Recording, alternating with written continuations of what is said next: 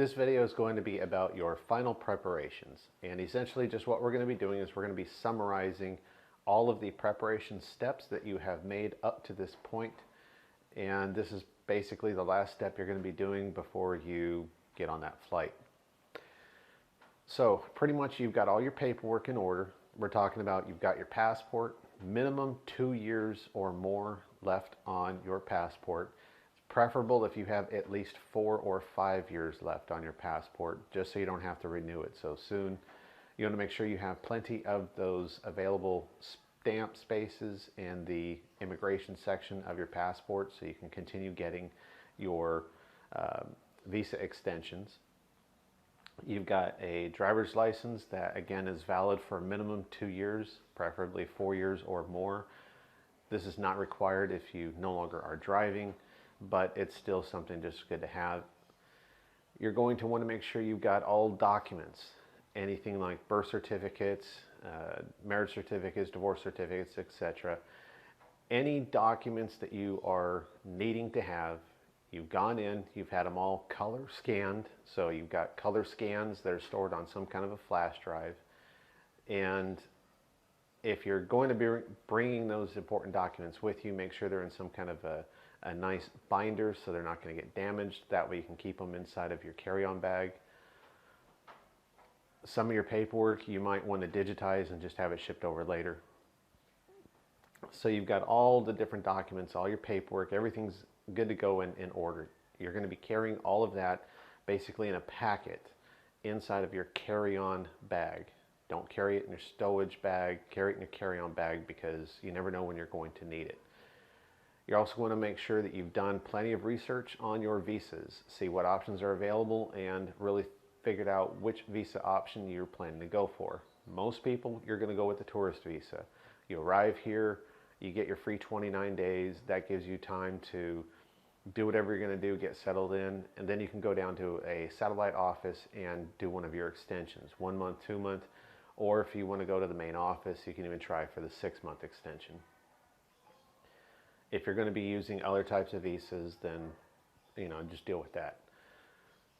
If you're able to get to a consulate, you might want to really consider that because you can go in, get your immigration stuff, your visa taken care of before you have to fly into the country.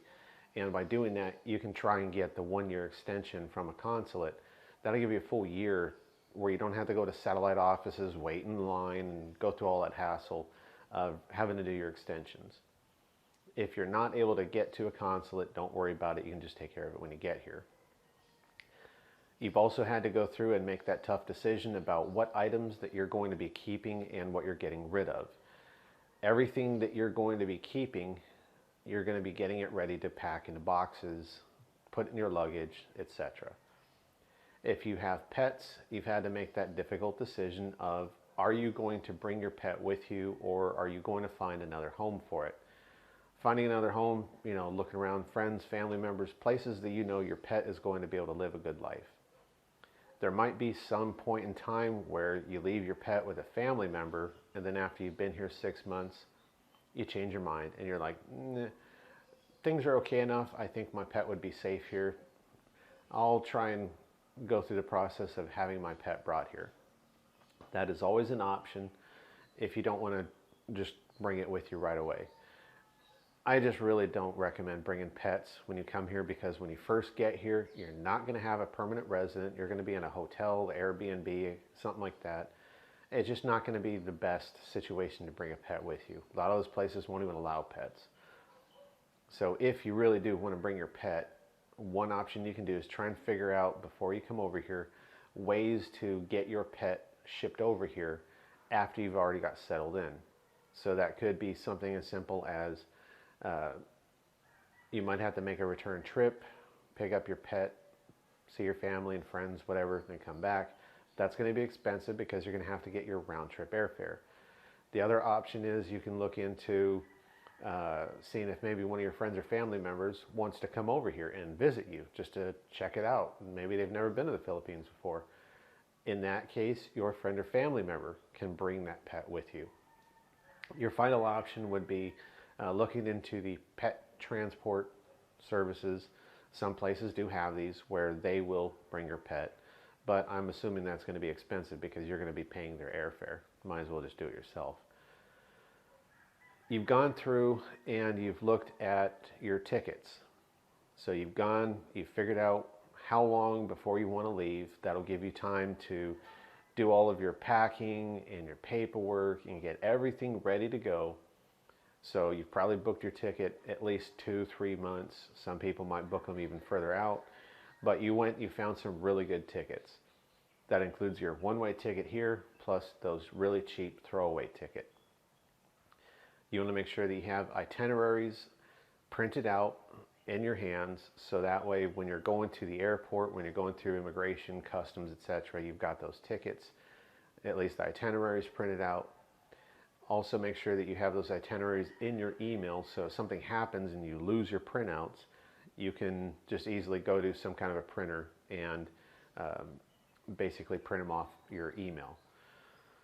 If you are going to be carrying a flash drive with different important documents with you, you can go get a small flash drive from a local store, and it probably costs you maybe $5-10. So you can keep some of those important documents on that little flash drive, keep it on a key ring or something, and included in those documents you can have your travel itineraries, hotel reservations, all that kind of stuff. So if for whatever reason you lose or misplace your printed out versions, you got that right there on hand to be able to go and print new ones out. You want to make sure that you've got all your arrival lodging figured out. It's, like I mentioned before, better off if you have some kind of an Airbnb or something that's closer to where you're going to be doing your house searching. That way it's just a lot easier for you to get up, go out, do some searches. If a landlord says, hey, we got the place, I'm going to be going over there in an hour. Could you meet me, in an hour to go do a walkthrough of the apartment house, whatever. If you live close by, it's not going to be that difficult for you to just be, yeah, sure, throw on your shoes and stuff, look up the address, do whatever you got to do to get your transportation there. But this is that point where you're going to be going through. You're going to be packing all of your stuff into these boxes. Make sure that you've gone through and figured out how you're going to be actually sealing the boxes, what type of boxes you're using, how to properly pack items into them. And you're just going to be figuring out, what do I need right now? That's going to go in my luggage. And then what can I just wait a couple months to have shipped over later? That stuff all gets in your boxes. The big thing is you don't want to have too much stuff. Not only is it going to be more expensive to ship, it's just going to be a logistics problem, because when they come to deliver your boxes, it's just not that easy. So really, you're just taking care of everything at home. You've gone through and done your mail forwarding, so you've figured out some kind of a friend or family member that you trust to get your mail and to be able to open and read your mail, so they can scan it and email it to you if it's something important, or if necessary, they can FedEx something to you. So if you're going to be getting your new bank ATM cards, they're able to stuff it into a book or a pair of socks or something like that to ship over to you quickly. Go through, and any of your important businesses, your contacts, anything like that, make sure that they have that change of address. So all your banks, everything, are going to be shipping their mail to that address of your friend or family member. Certain things, I would say you don't even have to worry about it, because you might get your junk mail, but the big ones, your banks, anything like that, make sure that they have that new address. Make sure that you've got everything figured out with your friends and family, so that they know how and when and everything to take care of that mail. The other thing is, when you're shipping your boxes, you're not shipping everything when you're getting ready to board a plane, because you don't have a permanent address. You don't know where to ship it to. So you got to make sure that once you have all of these boxes packed up, you're either going to bring them to the shipping company. The shipping company has agreed to store those items. All of those boxes, they're going to store it. They might charge you a storage fee for a month or two, so that you can get over here, get an address, and then contact them and do whatever your arrangements were to get them shipped over.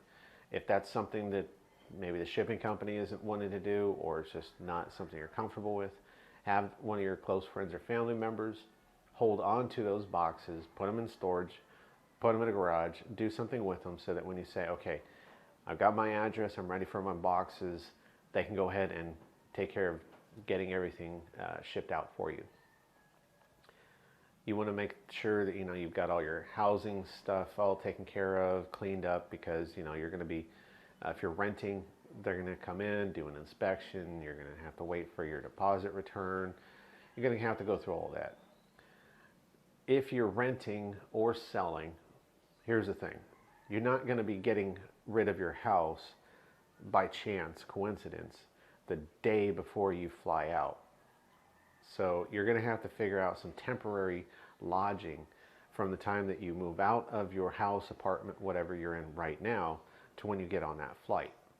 So it might be more expensive option of getting a hotel for a week, or you might have friend or family members, somebody that you're okay staying with for a few days before you have to get on that flight. But you need to make sure that you've got all that stuff already set up and arranged so that once you leave your house, your apartment, or whatever, and you're staying in this place, you're basically going to be living out of your luggage because all your other stuff has been packed up and everything. So you're going to be wearing clothes and everything, using your hygiene supplies that are in your luggage. And then right before you get on that flight to come over here, you do whatever laundry you need to do so all the clothes in your luggage is clean, you got clean clothes on, and then you make the trip over here. So really that is all the final preparations. You're just going through and making sure that you've done, all those different steps that we've talked about for this entire preparations phase. If you're at this point where you are just making your final preparations, it means that you've done all of those steps, you're good to go. So if you are right now at this point, that means you've got your tickets, everything's set up, and pretty much you've got everything packed up or almost packed up. You're just at the point where you're getting ready to vacate from your house, clean it all up, get on a plane.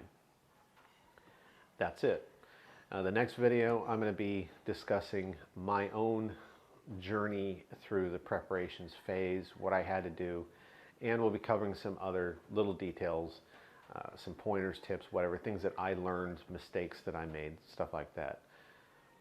You really also want to make sure that you have contacts lined up, that hopefully you have somebody that's going to meet you here at the airport so you don't have to worry about trying to deal with the taxi situation or just the confusion, the headache, the hassle. You just got off a very long flight. You're going to be tired and beat having to deal with all your luggage, and when you get to the airport, it's just going to be a lot of stuff coming at you. If you have somebody that's already there, ready to pick you up, it's just so much easier.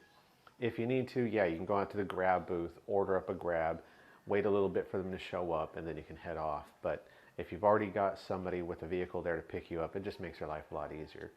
And we'll be discussing that possibly a little bit more in the next phase, but this is that time where you're going to get a hold of your contacts to make sure you got that all lined up.